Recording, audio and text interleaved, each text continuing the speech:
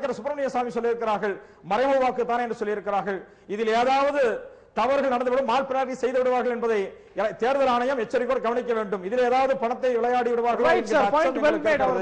சங்மா சொல்லுங்க. நன்றி விடியல் சேகர் சார், உங்களுடைய பாயிண்ட் எடுத்துக்கொள்ளப்படுகிறது. சந்திரமோகன் பதில் சொல்லணும். இப்ப நாங்க வந்து ரெடியா இருக்கோம், எங்க மேல என்ன இன்வெஸ்டிகேஷன் வேணா எடுங்க நாங்க சொல்றோம். ஓகேங்களா? நாங்க கவர்மெண்ட் இதே தான் கேட்கிறோம். இன்வெஸ்டிகேஷன் செப்பரேட்டா ஒரு இன்வெஸ்டிகேஷன் பாடி எடுங்க. ஏன் அப்படி பயப்படுறீங்க? 64 வருஷம் ஆச்சு இண்டிபெண்டன்ஸ் ஆகி. ஓகே, எங்களை ப்ரூவ் பண்ணுங்க. அந்த பாலிட்டிஷியன்ஸ் உடைய ஃபேமஸ் லைன் என்னன்னா, நாங்க தப்பு பண்ணோம்னா எங்களை ப்ரூவ் பண்ணுங்கன்னு. சிபிஐ கவர்மெண்ட் அடியில இருக்கு. சிபிஐ டைரக்டர் ஒருத்தர் எக்ஸ் டைரக்டர் என்கிட்ட வந்து சொல்றாரு, கவர்மெண்ட் வந்து எங்களை ட்ரெயின்டு மங்கீஸ் மாதிரி நடத்துறாங்க. அவங்க நிக்கணும், உட்காரணும், உருளணும். இதுதான் எங்க நிலைமன்றாரு. ஒரு சிபிஐ எக்ஸ் டைரக்டர் அது மாதிரி சொல்றாருன்னா, அப்ப யோசிச்சு பாருங்க, எந்த பாலிட்டிஷியன் தப்பு செஞ்சுட்டு ஜெயிலுக்கு போறான்? எவனும் போக மாட்டான். அதனால இவங்க என்ன சொல்லுவாங்கன்னா, நீ இன்வெஸ்டிகேட் பண்ணு, என்ன ஜெயில போடு, அப்புறம் பேசுன்னு. 64 வருஷம் ஆச்சு, இன்னும் ஊழலே நடக்கலையா? எத்தனை அரசியல்வாதிங்க உள்ள போயிருக்காங்க ஜெயிலுக்குள்ள?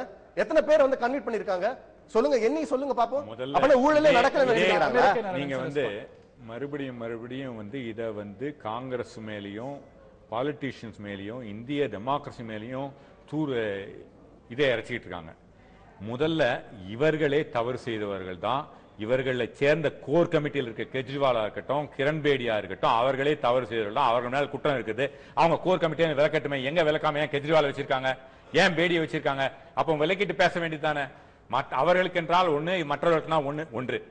இரண்டாவதாக, நான் அமெரிக்கால வந்து 20-30 வருஷமா நான் பொலிட்டிக்கல் வாழ்க்கையில் இருக்கேன். எல்லா பாலிட்டிஷியனும் ஒரே விதமா பண்றாங்க.